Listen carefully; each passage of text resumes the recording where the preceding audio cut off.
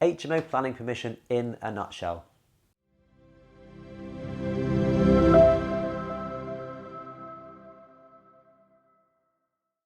Now, this can be seen as quite a complex topic, but today I'm going to break it down as simply as possible. So there are essentially 4 things that we need to know about HMO planning.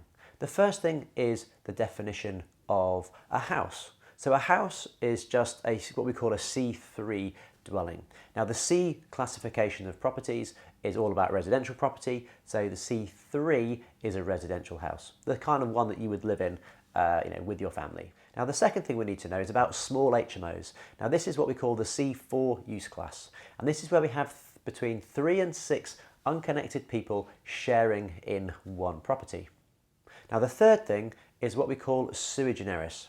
Now sui generis is a term which means in a class of its own, and it is essentially the dustbin of use classes. So whenever a property doesn't fall into any of the other use classes, it's automatically classed as sui generis.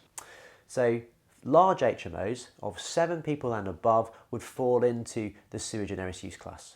Now the fourth and final thing that we need to know is how we change the use between these different types of classes.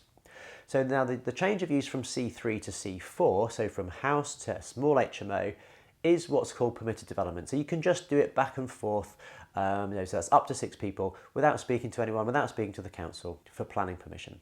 But if the council has brought in something called an Article 4 direction, that restricts that change of use, which means that you now need full planning permission to go from C3 to C4. It doesn't mean it's not possible, but it just means it's a little bit harder, and you need to know what you're doing and have the right team around you to do it. Now, if you're going to go to sui generis, either from C3 or C4, you're going to need a full planning application regardless.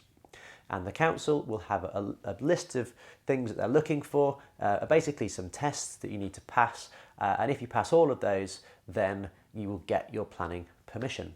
And the best way to do that is to go and speak to a planning consultant or get the right team around you that will know how to do that in that area for that type of property.